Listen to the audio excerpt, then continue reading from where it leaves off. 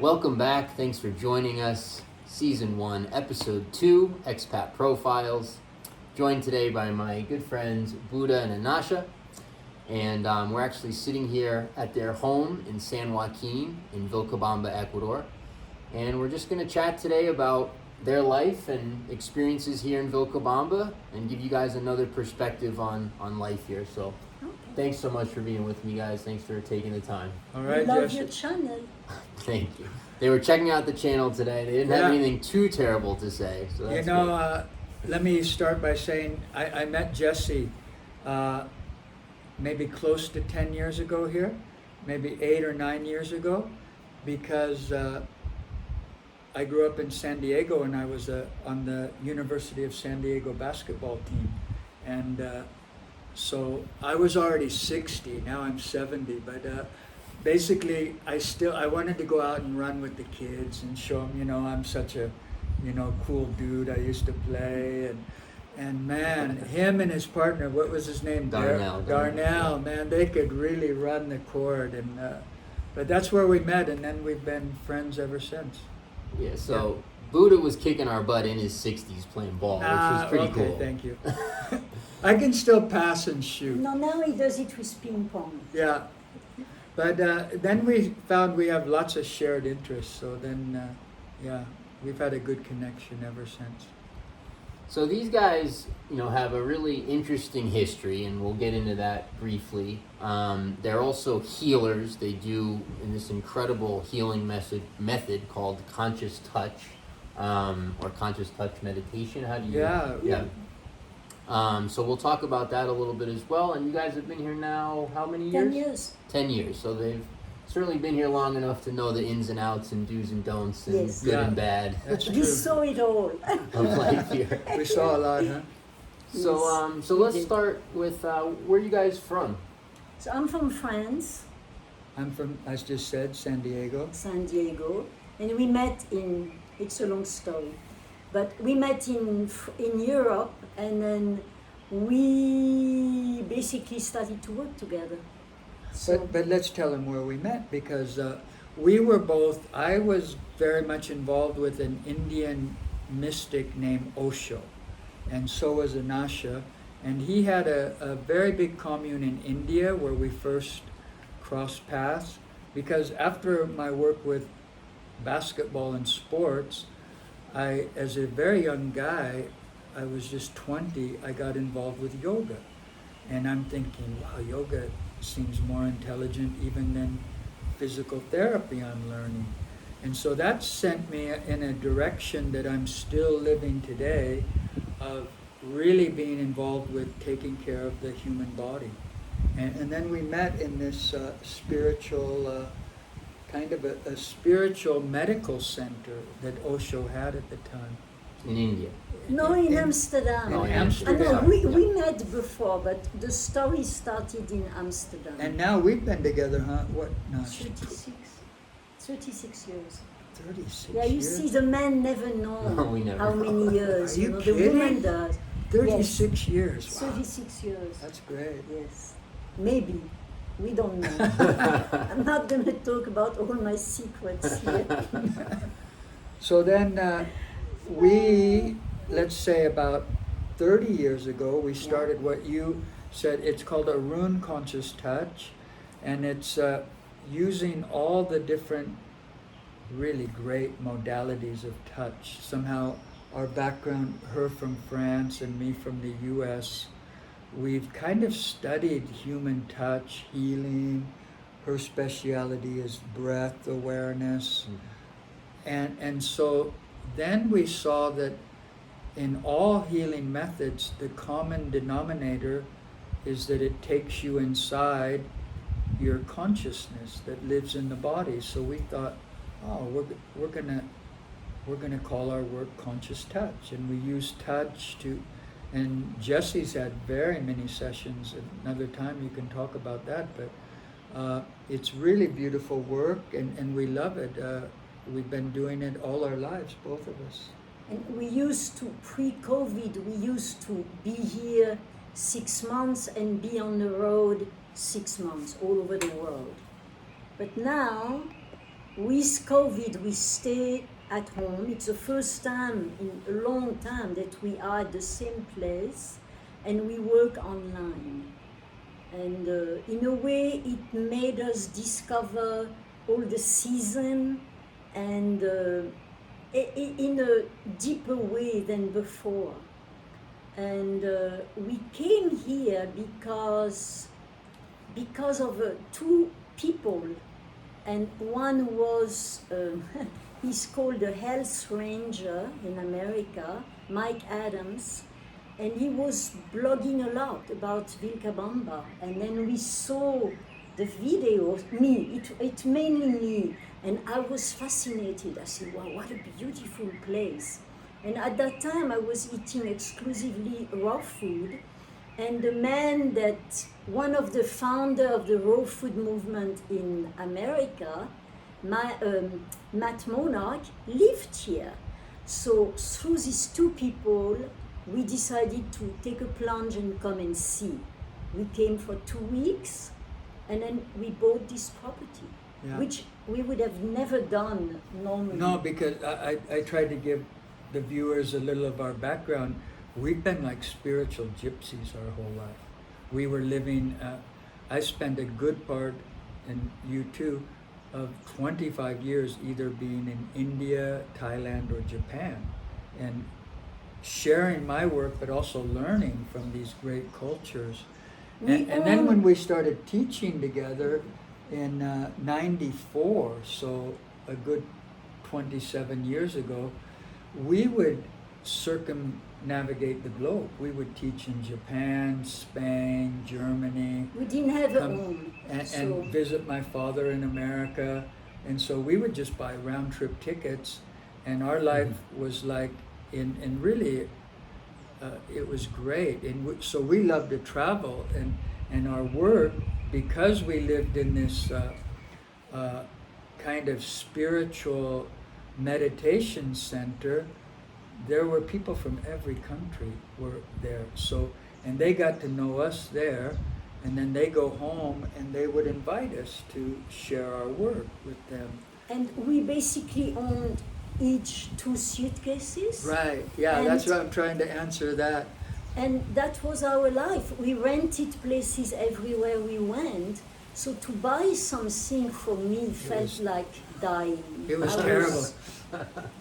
Me too, because I wasn't, I was in the real estate business, so that was one of our connections too, because I thought, wow, this is such a good place. With my real estate eye, this is a great investment. So yeah, I forgot, that was part of our mutual interest. And because I sold land outside of LA and San Diego in my early 20s, and so I saw this as a great investment when I came here.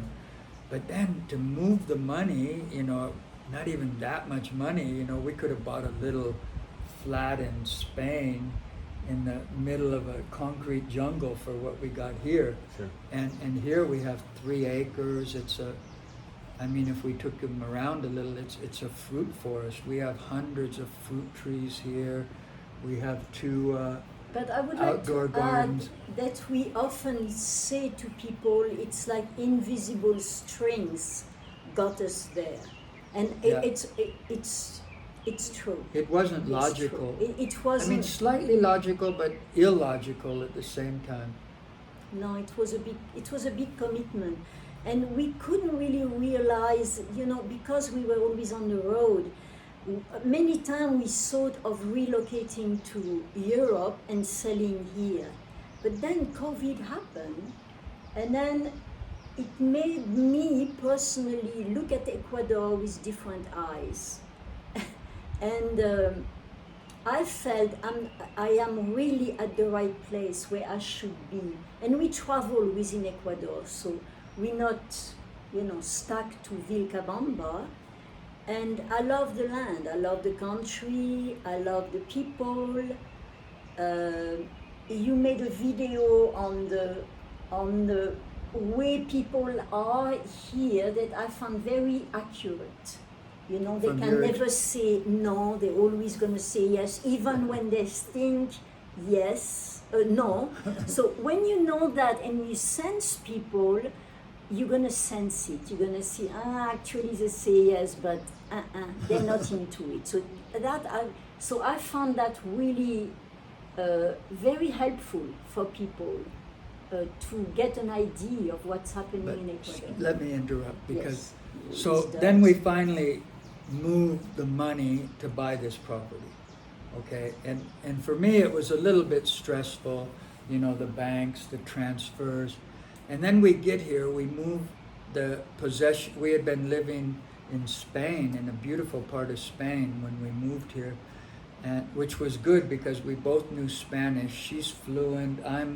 I can talk to anybody about anything, but I'm not, I wouldn't say I'm fluent. But so we get here and I'm like, oh, we're here.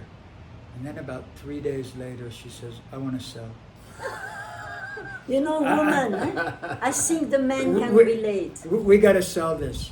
And when she had a certain tone of voice, when I know when she talks like that, she means it. And I'm thinking, oh, no way, no way. I just did this with the banks. They're always asking you more questions than you even have answers for. And now I got to sell this?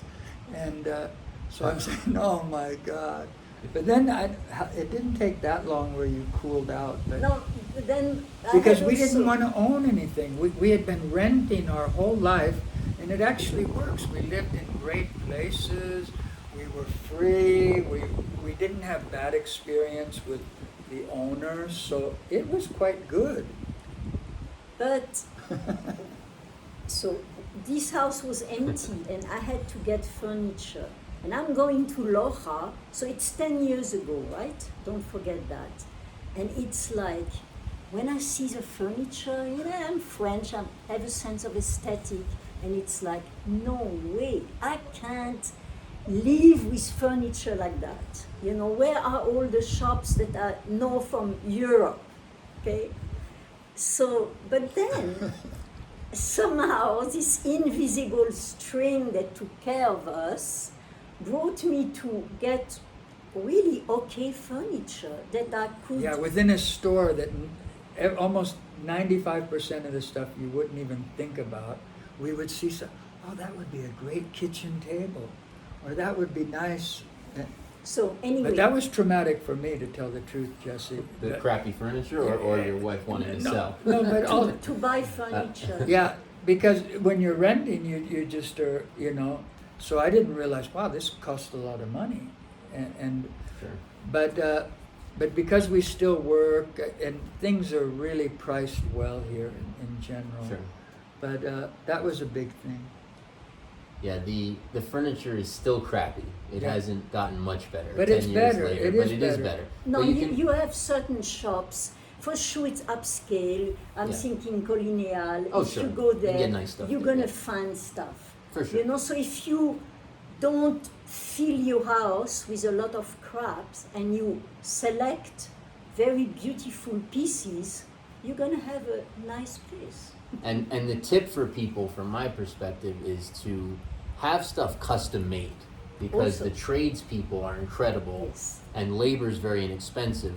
So you can spend a lot of money on kind of crappy furniture, or you can have like really nice stuff Yeah. custom made, usually for less than. We Yeah. have two friends here that live in the Thai houses. Can you believe it? They came here and have two houses that are Thai houses. Yeah, it's like you would see in Absolute. Thailand. That Bamboo, like It's not bamboo, unbelievable. but wood, and they have this very distinctive Thai shape. They're elevated off the ground. Just maybe Oh, I'll take you one time. 8 lots down. Oh, you haven't seen that? And they have so, this, It's, and they had custom-made furniture Yeah. that I absolutely love. yeah, I think it was made in Guayaquil and Sure. brought here. Absolutely great. So they are.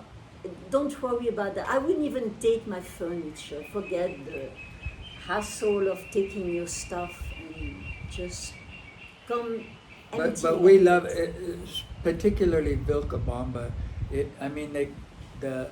What it's called is the The land of community. eternal spring, And it really is like that. You're very rarely in Vilcabamba need a coat in the daytime. In the evening it can get cool.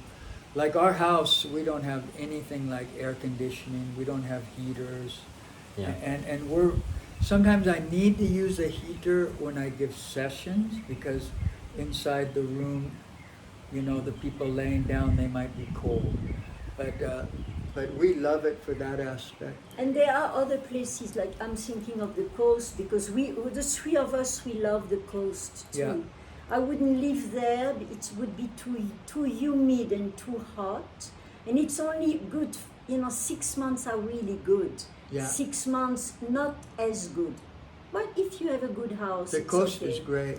But like this vegetation behind us and some of these huge trees, literally, if you saw it 10 years ago, it was an empty piece of land.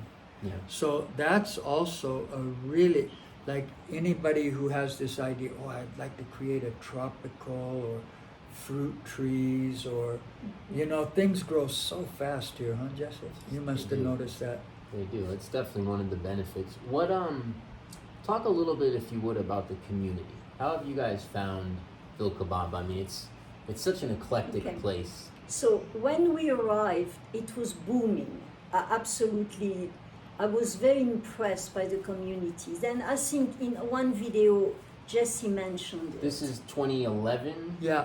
2011, Okay. 2012. Okay. And then, nothing happened. Many people came because of 2012. The And Mayan then, calendar. This You is- know, Yes. the end of the world and end of banking, end of everything.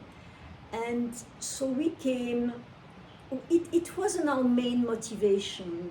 We were more motivated by the beauty of the place and by the raw food festival that And the used to take lifestyle place. we would have The here. lifestyle. Yeah. And so I really loved the community at that time, and we had great friends. There was a little festival, Water Woman Festival, and so we both felt the place is booming. Then nothing happened in 12, so people started to leave. The people that I was connected with, Right. they left. So for a while it was pretty, for me, it's very different for everybody else. Right. For me, I lost many friends, so it was a little desert-like to be here. But because we work away from here, I could just take this place as a retreat between travel. Right. Now, since Maybe a few 2 years. huh? years, Maybe I even see a lot of young people, cool people. people our age, really cool people our age too, all the ages. Somehow it's a reboom of Vilcabamba. Yeah. And, through this unfortunate COVID situation, I could say a lot about it, but I won't. There is somehow it's less easy to go downtown. I mean, downtown. The town is a village basically, but there are less people in the streets of Vilcabamba, in the cafe of Vilcabamba as it used to be before. There is a little more restriction, but somehow it's also, it fluctuates sometimes, depend of the government. Yeah.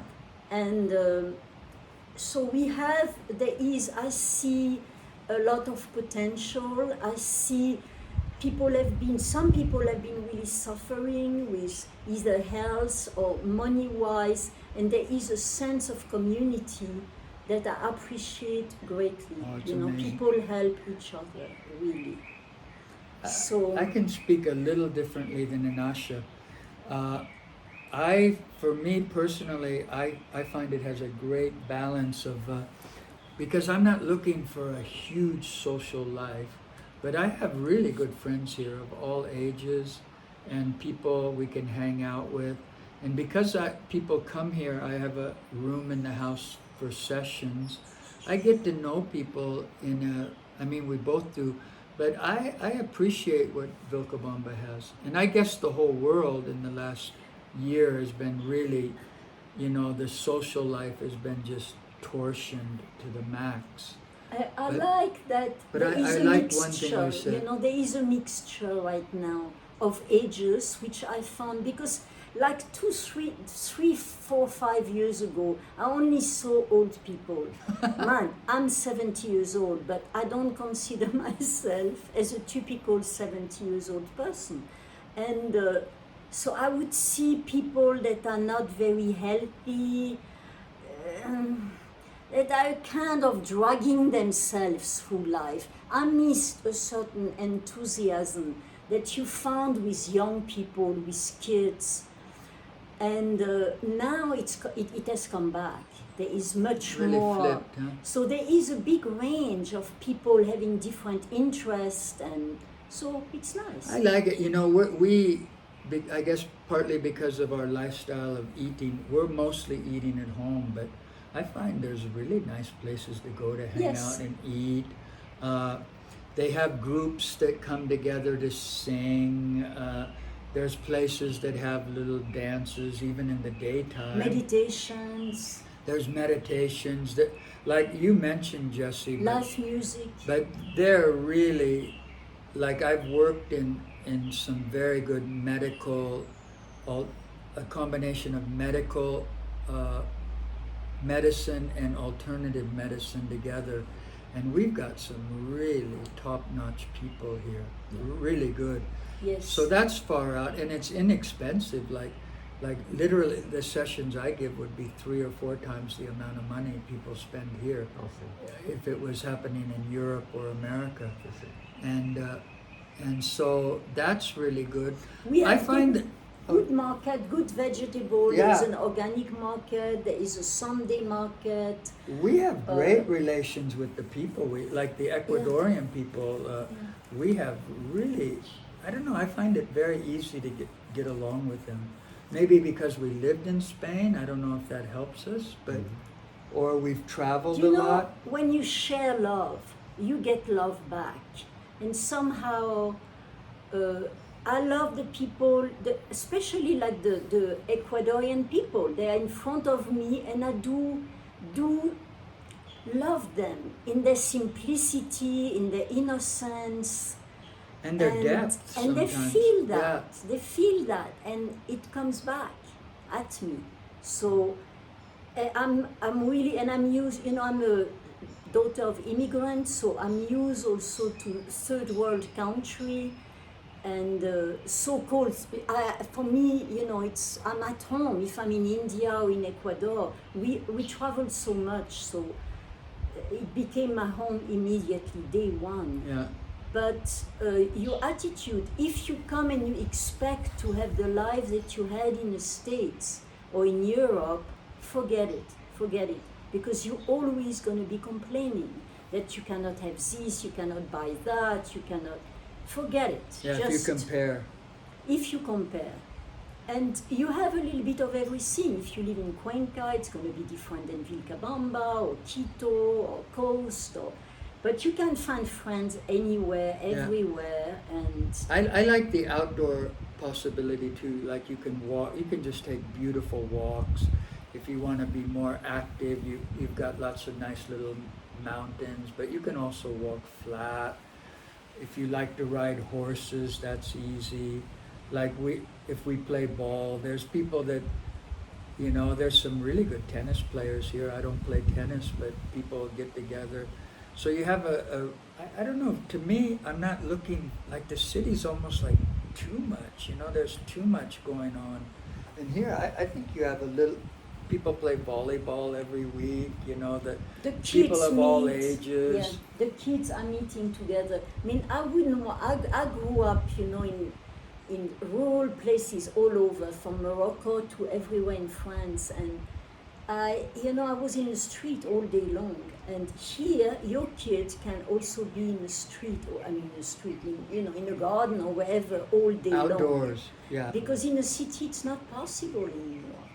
So yeah, what else is interesting for us to talk about? But I could say a lot about, I think it has a little of that's what I like. And whatever your main interest is, I think you can find some like-minded people. Yeah. And I even found on the coast, every place, if you go Manta, Salinas, Ayampe, Olon, all these places have expats communities, and all these places have a different flair. So it's very easy to come, to look, and then you go where I would recommend really to do that, because we didn't do that. And take time, and take a little time to see if you like it or not, except if it's like a love at first sight. But No, it's great advice. And now you guys have been here 10 years. You've traveled the country. Yeah. Would you rather be somewhere else? Do you feel like this is the place to be for you guys? Yes, How do you look at that 10 We- years in? yes, we go like twice a year to the seaside, Wow. and during the period I like, and we like, sorry, and that's, for me, Vilcabamba was a good choice. I'm happy I did it. Oh, but I'm now happy. you remind me of another facet of my life.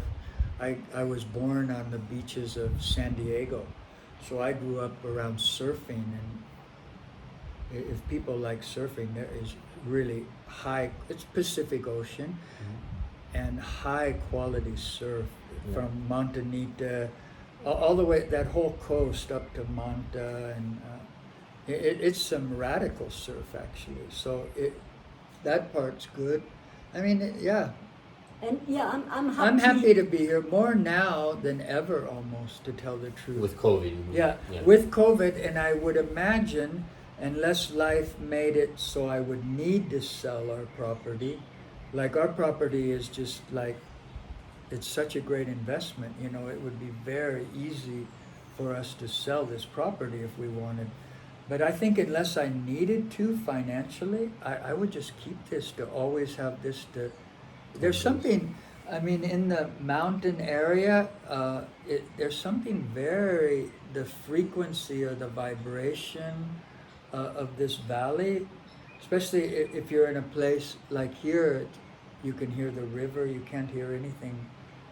I don't know, I find it, I find it like worth more than, you can't pay for this, what you get here. It's like unbelievable, this silence. And at night, I just was walking the other night, and the night before last, and it's been raining a lot, So then I went out at night, and it was crystal clear skies again, and you forget after a while how the stars are just, and I'm always seeing Stars shooting or UFO? stars. I'm seeing stuff that I don't know. I haven't seen a spaceship, but I've seen stuff flying that, like, what is that? That's impossible. It can't move. So, I like going out at night, and where we live, it's so safe, and it's just, nobody's going to bother you, even if you might not even see anybody, but if you do, So I love the nighttime here too. I like that a lot. I think our next podcast episode is going to be the conspiracy episode. And are you going to bring in some of the taxi drivers? right, so in Vilcabamba, and I don't have any personal experience with this, but I know many people who do, that it's impossible to not give credence to, because these are friends and honest people. And so well, let's give a little preview, because there's a young man, I think he's not even 30, but he's very Christian oriented, but he swears he saw these blue people, and he was not somebody, and he saw these people very tall, much taller than us, and they have like a pink heart chakra light coming out, and he's just like, what am I seeing? And No, they but are the many taxi, I'm different. thinking of one of the taxi drivers. He's got some amazing videos that you go, what is this, like Steven Spielberg or somebody? and so it's No, pretty personally, I saw them in the sky before, She's but seen a very, lot. very far away. Yeah. But we had the mountain behind us was in fire, like in October, and so I went out because it was very impressive and even very near, and and I come back and I'm in my bed, and actually, but I have a shot towards there, From your- and I saw, And saw. then you screamed, boo, you gotta see this. I saw And this I'm like, huge oh no, what's shape. going on? And it's, look at that. And you know, I always saw them so far that I couldn't. It was just a light, but going zing, zing, zing, zing, zing, and no airplane can do that. No We're tail ruining light. your next No. podcast. But No, that one had like lights, like everywhere around, lights, and I couldn't believe it. I was finally, for the first time, not far from me, I could see a ship. So I see? don't know. Yeah, I was just thinking that in Vilcabamba, this area, what I like, I don't know, I guess it's the same everywhere, but you go visit a friend and they live in another part of the valley, and it's like their house, everybody makes their house so beautiful here. And you go, and I'm just thinking of this one friend of ours from Valencia in Spain, that she has a place she renovated, an old ruin, and she lives right at the source of Podocarpus.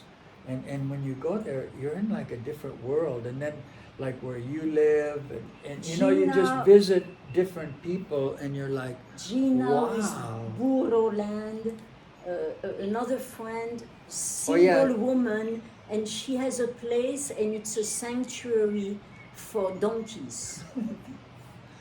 You know, so you have all kind of different. So that's the answer. How do we feel in the community? I Like you go visit people, and what they do with their house. I guess because of the weather, and you can landscape your place so beautifully. Right, yeah. You can kind of play with your dreams. You know, do I want a Japanese garden, or do I want a horticulture, a permaculture? And that's when I say permaculture, there's some real experts on organic farming here that we've picked their brain a And lot. then if you like to drink and you know, there is a whole crowd, they love to hang out and drink their beer together. And there is another place There's something where for everybody you make in a way. they make music and food. So it's very popular, people love to go there. So there is really, and people, many interesting people, really. Yeah, when you ask about the community there, and what I like too, I guess because when I was 24, I left the States, and I started living around European and Asian people.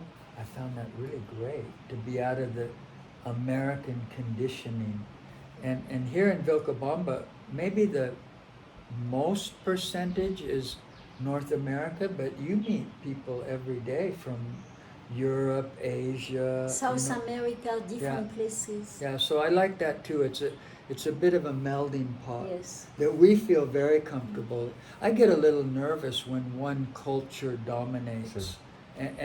and the Ecuadorians. I know some. There's some gringos that don't adapt as well as others, but the Ecuador, they really accept us, they like us. Yeah. So yeah, what else you Yeah, no, I mean, thinking of? I resonate like so strongly with your guys' experiences, because I got here a couple of years after you guys. I got here in the summer of 2013. Oh, so that's when we must have played ball. That's when we were playing ball, yeah. And I thought Vilcabamba was just the coolest place. And then somewhere 14, 15. That's what she was same talking type about. of thing. My friends all started to leave. And there were some years there where I was like, it's all right, you know. But yes, in the last, I describe it as sort of like 18 to 36 or 18 to 24 months or something like that. All of a sudden, it's really cool again. Like all of a sudden, exactly as you were describing, you know, all of these really interesting people from all walks of life and all age groups. Yes. You know, I'm 38. My wife is, you know, a little more than 10 years younger than me. We have our third child on the way. She's great. His wife is great, man. No, sorry. Excuse me. No, you're all good. And there's you know, there's a massive community of parents who are in their 20s, 30s, and 40s who have really cool kids as well, and are all That's doing what you really were cool talking stuff. There's all these professionals in different walks of life Yes. Yes. who are, you know, doing all kinds of cool things, and there's really, you know, you guys were talking about sort of the ability to find what you're looking for amongst the Yeah, people. yeah. Like, I think that's really true. And then also, there is, and you touched on this as well, there is something special about like the valley, the energy or whatever you want to call it, because This valley doesn't accept everyone. This True. place is really rejecting. I heard that when I arrived and I couldn't understand it, but I saw that happen. it spits people out. No, it's true. It's true. I think that's does. true actually. But It does. but it's like there has to be a reason why we have world-class healers from all walks of life living in a a non-normal ratio, a very high ratio Yes. in this valley. And you talk about the Yes. UFO stuff and things like that. Again, I haven't, I don't have personal experience with that, but it's not a bunch of kooks No. being like, look, it's No. a regular, normal people No. who have had extraordinary experiences Yeah. Yes. and are in most cases reluctant to talk about it. Yeah. And if you press them, maybe they'll share. Even it, the but it's like- Ecuadorians don't like it, but you got to No, kind yeah. of get it underneath their defenses, and then yeah. But you know what I was also thinking, Jesse? Wasn't it about 2 or 3 years ago? Like you hinted at it. Loja, when we came here, was like, really, you go to Loja, and it's like, what? It didn't seem. It wasn't an Yeah. interesting town. And I think 3 or 4 years ago, they started having the Festival of Music. Sure. The And art then, festival, and, yeah. and then it started bringing international Yes. attention. Yes. But Loja's a different city now. It is. I used to kind of not. I like and there's a lot of trendy restaurant. Yeah. You can find Trendy people. Yeah. you can find good clothes. When we first came here, unless you wanted to buy the artisan, poncho type stuff, Right. but you wouldn't find a T-shirt you want to wear or. Yeah. But now, I think Ecuador's changed in these years Yes. that we've been here. Yes. No, it Yeah. did. It did tremendously. So I like that, and you meet some inspiring Ecuadorians now, and maybe because I was new, I didn't notice this kind of high quality among the Ecuadorians. So I think all these things are making this a really, like now is a really great time. here. And we Yeah. worked in Ecuador a few times. We did a few groups with Ecuadorian, and so you meet the people differently. And Oh, the lady that runs the big health food place in Loja now, she said, "Oh, we want you to teach at our place," and she's Ecuadorian. Yeah, yeah. So And for sure, the people that come to a group are more from the upper class Ecuadorian. The people in the villages, they are busy to basically earn their life because they are very poor. A lot of the people here are very poor. So you have these two classes. You have the rich people, the poor people, and in between, in the last 10 years, the middle class started to really rise. rise. So that allowed more people to somehow expand spiritually, psychologically. It reminds me, Anasha, when we came. So we're looking at this property actually, and the man had a gardener here, and we just and he was because the owner before us didn't speak any Spanish, and so we could right away talk with him a little. And remember, he said, what I like about being the gardener here is if I'm not feeling good, I just put my feet on the ground, I take my shoes off, and I just feel the earth, and then I'm feeling good again. And that kind of sold me a little. I thought, wow, this guy's, because that's what we're all about, the electromagnetic field and tuning into it, and how this can heal, No, and earthing became so famous, Yeah. which is basically And putting your feet. what you were hinting at when you mentioned about the The groups. COVID problem, what irks us the most is many people are now getting the idea that the human body is not the miracle it is. And really the human body has been created in a way that we can heal from all these viruses that come out. We have a tremendous inner wisdom. And that's what bothers me, that now people are becoming so afraid. They lose their trust in their natural immune system. We start to doubt each other. And that's why I'm really hoping this can turn around in the coming months. What has that been like for you guys? Because you mentioned you've spent the last 30, 40 years traveling, doing workshops all over the world. It was intense. All of a sudden travel is very difficult. There's lockdowns all over the world. There's restrictions that I know you guys probably don't want to comply with. I know you've had to move a lot of stuff online.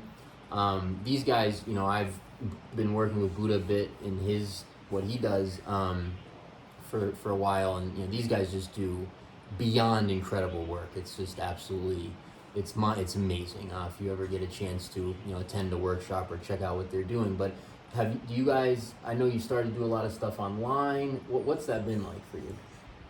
Well, working online for me personally has been easy, because anyway we are so used to perform in a group room. So instead of the audience right in front of me, I look at the camera, I look at myself, I'm fine with that. And then I just do exactly the same as I would do in a group room. That part was easy. But it was a shock. That was very difficult and got me even sick at some point was that I wasn't free anymore to travel. And I'm pretty allergic to any restriction.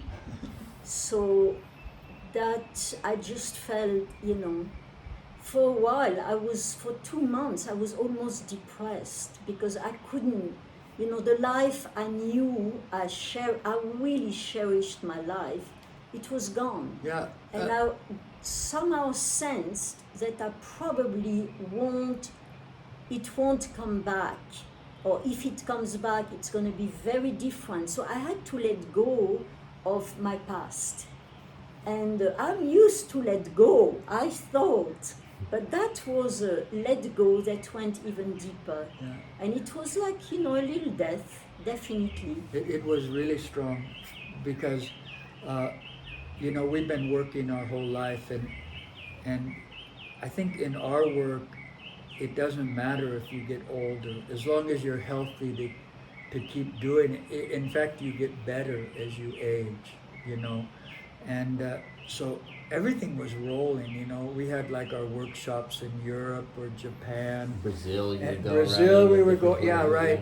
And they're all booked, and they're, it's like, it's effortlessly working. And then we just come back here. We have our little, we call it our Taoist sanctuary here by the river. And we chill out, we see our friends, and then we go work. And it was really like kind of rising. How these work on momentum. Sure. And then last March, and then first we're holding out, okay, maybe we can go 2 in weeks. May. 2 Because weeks. it's going to be a couple 2 weeks weeks. to flatten the curve. Yeah, we're going to flatten this curve. But I was really smelling something already, so I had my doubt. But then we had to cancel everything. Yeah. And I resisted even creating videos. For 25 years I've had people saying, oh, make a video. And I kept saying, I want to be live. I want to be, you're here, we're going to talk about touch, we're going to look at the body, we're going to, and I felt that was the best way for Sure. me to work. Sure.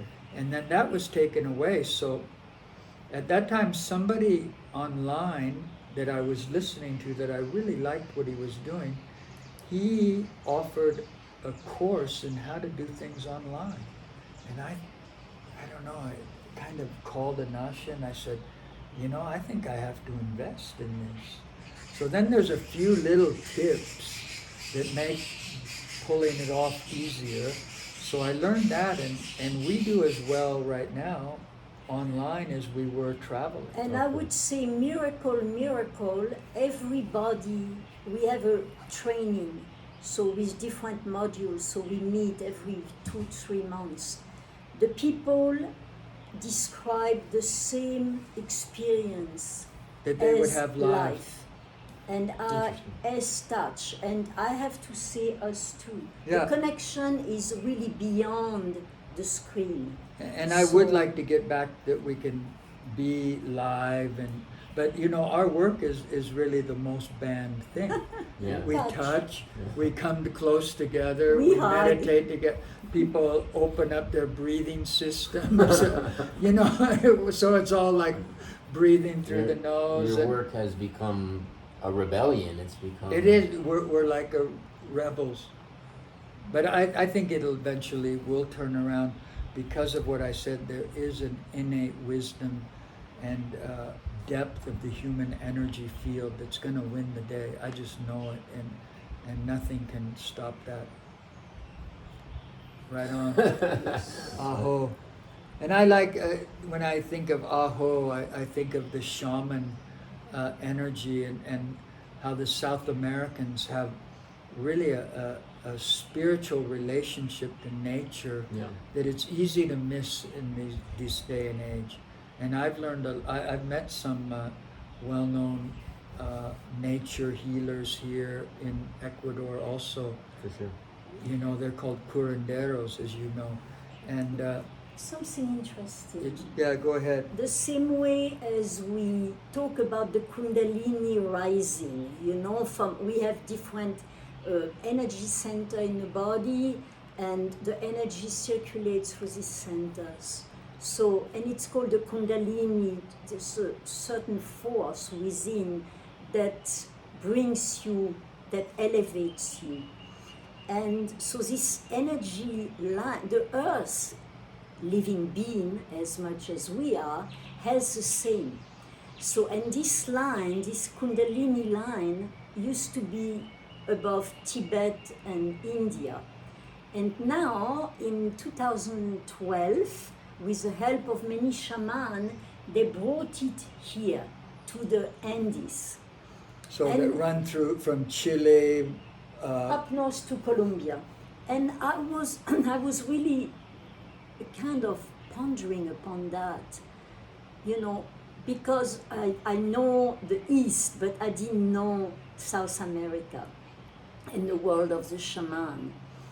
And I was more attracted to the East, meditation, etc., Himalayan cave with sages, then, and also the Ayurveda part, then The yoga. then the shamanic part. But then I understood humanity went so far from disconnecting with nature, and the shaman, their work is bringing everybody back to their roots, which is living according to nature. And everything went wrong because we didn't respect nature's laws. So at that point I say, wow, this is amazing, that for the next step of humanity, that's where we need to go back to. Is this And- South American line. So to live here, it's really a big part of why I'm here. That's why I wanted to bring that. I Yeah. really experienced that. I experienced nature in such a raw and tangible form living in Ecuador. Right. If it is on the coast, in the mountain, in the tropical forest, it's very tangible. Yeah, I mean that for me is like if people ask me like what's the coolest thing about Ecuador, like the richness of the nature for me is Yeah. number one. Diversity and richness, yeah. Amazing. And the shamanic tradition here is very rich. I mean, it's alive. It's Yeah. well. It's not even looked down upon. I mean, just for the viewers, modern medicine here is common and popular and used, Western style medicine, but it's also not uncommon at all here for Ecuadorians if they get sick or they have some sort of ailment to go see a healer, a shaman, someone who's going to read cards or No, you know. but Jesse, I The have to egg. tell this story. Yeah, Because you the know egg, this yeah. woman here. So we had a friend very sick, and so through the grapevine, they said, oh, go to this woman, and you have to hold an egg. You have to bring an egg. And you Yeah. hold it and let your energy go into this egg. And then, and this person was really skeptical. Sure. Nah. And they do it, And then this woman told them things that nobody could know, and about their health, and they're like, and this woman is really kind of open, but not. She was quite skeptical. And then after how she touched her based on what she felt, and then the herbs she prescribed, and the lady turned her health around just like that. And she cultivates her own herbs. She has an incredible garden, so alive. Yeah. Her plants are so alive. No, and you just walk, even you walk our property, you're going to find so many healing herbs here that you think it's just, weeds and or her something. touch too. And she hasn't been trained, no, but her she's touch unknown, but she has such a depth. So you find people like that. Yes. Yeah. And usually, just to give you guys an idea too, these are not people like living out in the jungle in a loincloth, right? These are not like stereotypical from the movies kind of stuff. This is the most normal sort of Ecuadorian people you'll ever meet. Normal house, normal clothes, normal everything. Yeah, it looks like just a common housewife. Totally. Yeah. It's just something here that's been passed down through the through the generations and still is alive. And on the other spectrum, like in Guayaquil, I had clients of ours from Europe coming here for stem cells because the doctor there is so good at what he's doing.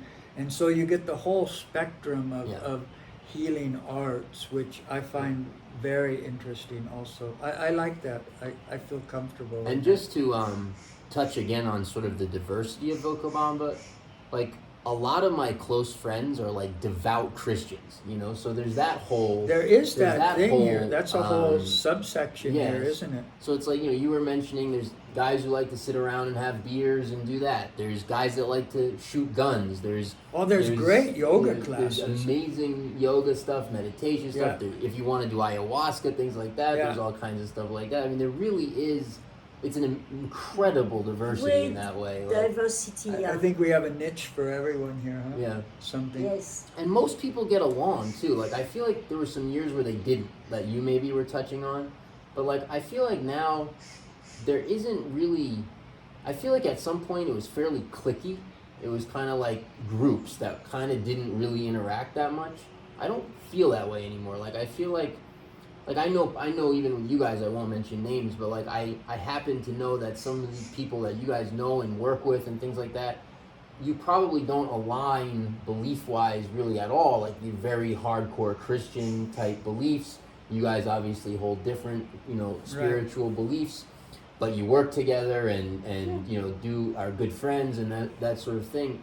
And that seems to be the case now. I think it maybe was when I got here also years ago, but then wasn't, and like now feels like it is again. It feels really harmonic that way. All right. I think we did it. Yeah, I think gives an idea. We have limited time and we covered a lot. Thank you guys. Is there anything we didn't cover or any tips or advice? Any last word that you want to... have to come with an open mind. You mean like for people who are thinking to I mean most of the people here. watching this are probably not here. They're probably have Ecuador on their radar or they're thinking about coming here. So you come with an open mind. Yeah. And you don't bring your past with you. Really, it's very, very important. You see, from my birth, I'm not kidding, from my birth, I'm moving. So my life has been moving. I'm used to move. But I saw many people that didn't move a lot and they come here and they get lost because it's too much. They don't have any repair, they don't have any point where they can, how you say it? Like a reference point? Reference point. You don't have a reference point. And so you have to be ready to let go of the past, to come here to really, really appreciate the place and be, like an innocent child that just, that looks at life like, wow, what a butterfly, And then you're going to feel, it's going to be fulfilling. The experience will be. That would be my advice. You? Oh, I don't know. I'm so happy to be out of the government I grew up with. You know, I like being an expat or whatever we're called here, a gringo. And I think you just have to come and check it out. And I'm looking at our cat running around here. The squirrels that you hear in the trees are going crazy. And she's like she tries to be like the squirrels and climb as high as they do up the trees. It's sometimes hilarious. It's a movie. But I don't know. I find it's a great to have a home away from home too. And this is a great place. You can even, you know, have this place and then go back home. It's easy to get to if you're from North America. Sure. Also to get to Europe, it's just one flight from Quito.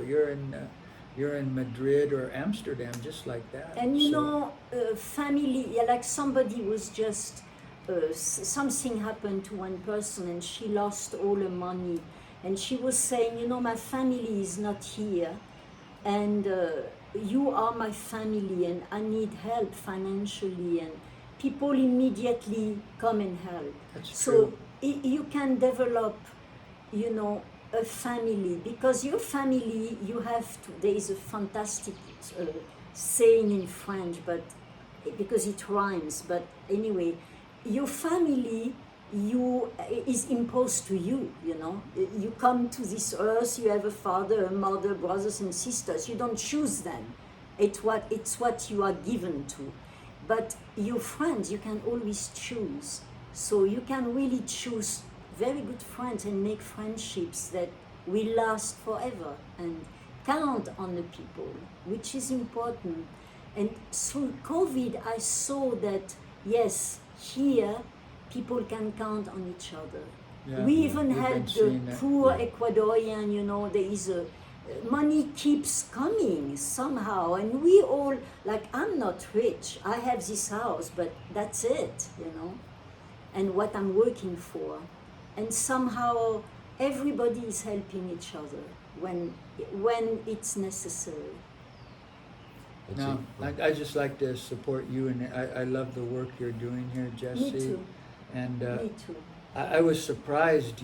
I was almost expecting to hear that Jesse's gonna leave, maybe in 2016 or something. And you just always stayed with it. And I would ask you how it's going with the real estate, and you would say, "Oh, there's some interesting things happening." And you've just been so much following it and really digging deep into all the intricacies. And then with your fluency in Spanish, it's just really great. And Yeah. No, it's a fun place to live. I like it. I like it too.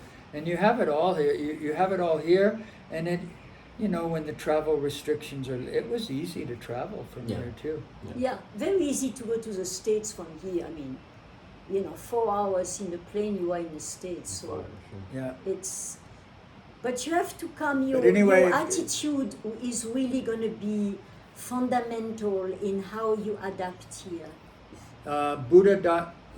Buddha.live. So Buddha.live. How do Yeah. you spell Buddha? Buddha, the kind of English style of spelling. Buddha.live. Yeah, I love it. The Ecuadorians, you know how BDA they use the or- word. BUDA. Yeah. No, but they use it's a kind of sign of respect, or they put Don in front of your Right. Don name. Buddha. So they It's so funny. hey, Don Buddha, and it just, I don't know, it just makes my heart so every time I hear them say it, they just have a way of And they saying love it. the name. It's very easy to retain, because every gringo had funny names. For so them, they love your name. I know, but to hear them say Don Buddha, it just cracks me up every time. All right, so guys. Yeah, that's oh, it for us. Yeah. Yes. Yeah, you wrap it up, Jesse. A pleasure to be with you. Yeah, Whoever you are, we wherever encourage you are. to come here. I think you'll have Yes. some good Yes. adventures. Yes. Well, thank you both for being with us. Guys, if you enjoyed this video, help us out with a like, a share, a subscription, Yes. you know, all that good stuff. Check out their work. Again, I highly recommend it. And lastly, if you're interested in being here in Hacienda San Joaquin, where these guys are, there is some really interesting properties for sale Really? right in the Hacienda. It's a great place to live. So feel free to get in touch with us about that. And again, thanks again for joining. Have a lovely day.